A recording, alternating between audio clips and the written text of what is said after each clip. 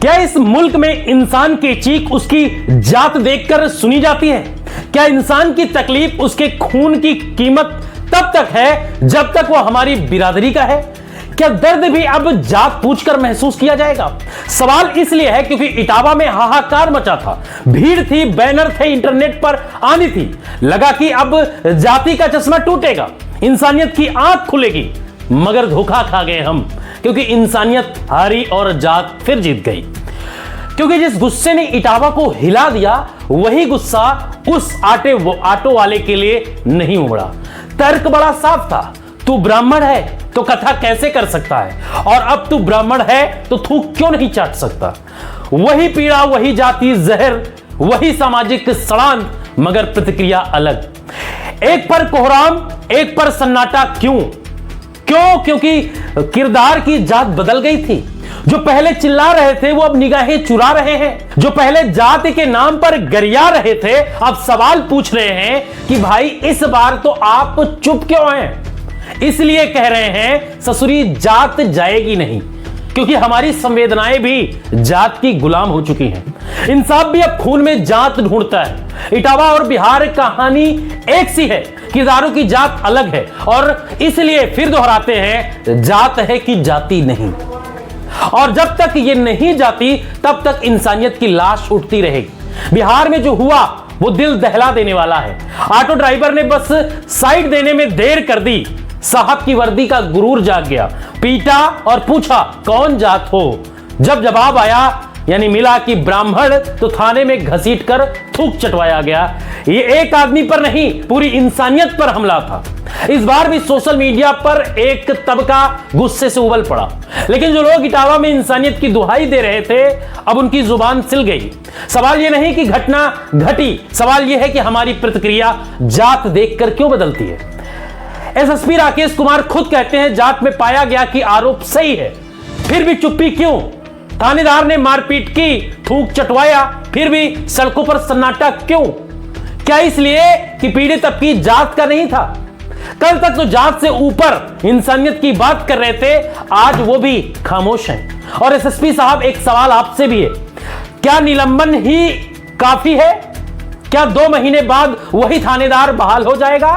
क्या बिना एफआईआर, बिना कड़ी कार्रवाई के ये इंसाफ होगा? और अगर पुलिस महकमे में जातिवाद की सोच वाले अफसर बैठेंगे तो आम जनता किससे उम्मीद रखे? पुलिस की वर्दी जिस पर हमें गर्व होना चाहिए, जब वही वर्दी जातिवाद की ढाल बन जाए तो फिर वो वर्दी कलंक है। क्या ऐसी मिसाल नहीं बननी चाहिए थी जिससे हमारे पुलिसकर्मी सीख ले कि इंसाफ जात देखकर नहीं होता? क्या सिर्फ तबादला या निलंबन से काम चलेगा? सुधार चाहिए, सिर्फ दिखावा नहीं। वर्दी इंसान की सुरक्षा का प्रतीक है, जात का नहीं। क्या पुलिस की ट्रेनिंग में ऐसी नहीं होनी चाहिए कि वो इंसान में इंसान देखे, जात नहीं? जात को इतिहास, परंपरा या पहचान मान सकते हैं, लेकिन जब यही जात इंसानियत को दबाने लगे वो जहर है।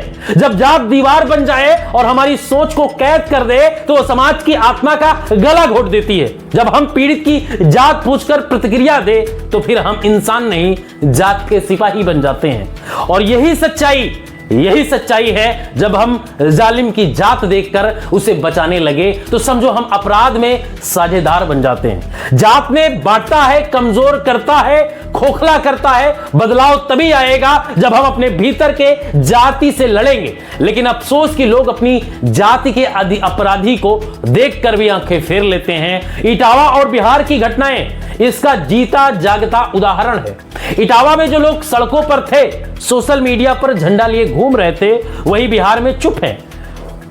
वो जो सामाजिक न्याय के मसीहा बने फिरते हैं, इस बार उनके होठ सिल गए हैं। क्यों? क्योंकि पीड़ित उनकी जात का नहीं है। हमारा समाज अब इतना बढ़ चुका है कि दर्द भी जात में बट गया है, इंसाफ भी जात की ड्योढ़ी पर माथा टेकता है। और जब ऐसा होता है तो ये ना केवल समाज का अपराध है बल्कि धर्म के भी खिलाफ है। हर धर्म इंसानियत, करुणा, समता की बात करता है, फिर भी जात के नाम पर जहर फैलता है।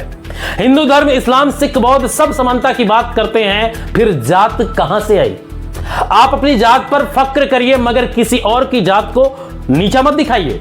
जात को हथियार मत बनाइए। वोट की राजनीति में इंसानियत की कुर्बानी मत दीजिए। ऑटो वाले के साथ जो हुआ वो राजनीति का हिस्सा बन गया। दोनों तरफ के नेता अपनी अपनी रोटियां सेक रहे हैं और हम सब इस खेल के प्यादे बनते जा रहे हैं। व्हाट्सएप पर, ट्विटर पर जात के झंडा बरदार अब ट्वीट कर रहे हैं, अपना अपना हौसला बुलंद कर रहे हैं। अब वक्त है कि हम इस चक्र को तोड़ें, मगर सवाल यह है कि कैसे। ज्ञान देना आसान है, पर बदलाव शिक्षा से आता है। बच्चों को स्कूल से, घरों से इंसानियत सिखानी होगी। पाठ्यक्रम में, कहानियों में जो जातिवाद के दुष्परिणाम सिखाए गए हैं, कॉलेजों में बहस हो, मंच बने जहां समानता की बात हो। मां बाप को बच्चों को सिखाना होगा, इंसान इंसान होता है, जात नहीं होती है। जागरूकता का अभियान चलाना होगा। टीवी, सोशल मीडिया, भाषण, कविताएं, कहानियां, सबके माध्यम से सबका इस्तेमाल करना होगा ताकि समाज जात की बेड़ियों को तोड़ सके। कानून तो है, पर उसका ईमानदारी से पालन होना चाहिए, क्योंकि सजा तभी असरदार होगी जब दोषी डरे। इटावा हो या बिहार, सजा हर हाल में होनी चाहिए, तभी व्यवस्था बदलेगी। सिर्फ कानून नहीं, जिम्मेदारी भी जरूरी है, और ये जिम्मेदारी सिर्फ नेताओं, अफसरों की नहीं है, आपकी, हमारी, सबकी है। गांव से लेकर शहर तक जब तक जात की दीवारें गिरेंगी नहीं, तब तक समाज सुधरेगा नहीं। अब सड़कों पर नहीं, दिलों में क्रांति चाहिए, दिमाग में विद्रोह चाहिए, और यह तभी होगा जब हम अपने अंदर के जाति को चुनौती देंगे। हमें स्वीकार करना होगा कि हमारी चुप्पी ही जात को मजबूत करती है। सरकार को, प्रशासन को सिर्फ निलंबन से नहीं, सख्त कार्रवाई से काम करना होगा। सख्त आदेश देने होंगे। हर घटना पर जवाबदेही तय करनी होगी। हर चीज को जात के चश्मे से नहीं देखना होगा, इंसानियत की नजर से देखना होगा, वरना हर चुप्पी, हर खामोशी अन्याय की साझेदार बन जाएगी। इटावा और बिहार की घटनाएं आईना है, बताती है कि समाज कितना जातिवादी है, मगर इसी आईने में बदलाव की गुंजाइश भी है। यह समझना होगा कि सबसे बड़ी पहचान इंसानियत है, इसलिए चुप्पी तोड़िए, ऐसा समाज बनाइए जहां हर दर्द, हर आंसू जात से ऊपर महसूस हो, वरना ससुरी जात ऐसी ही जिंदा रहेगी। अगर आप वाकई चाहते हैं कि अगली पीढ़ी एक बेहतर देश में जिए, तो शुरुआत घर से करिए, वरना याद रखिए, जात आपकी भी जाति करेगी। आपकी जाति के भीतर भी सब कैटेगरी निकलेंगी और यह सिलसिला भी खत्म नहीं होगा। इसलिए अब वक्त है सोचने, समझने और खड़े होने का, ताकि कल हम ये कह सकें ससुरी जात वाकई चली गई है। फिलहाल इस वीडियो में इतना ही। आप लोग क्या सोचते हैं इस घटना को लेकर कमेंट सेक्शन में हमें जरूर बताइए, और वीडियो को ज्यादा से ज्यादा शेयर कीजिए। मिलते हैं नए वीडियो में, तब तक के लिए।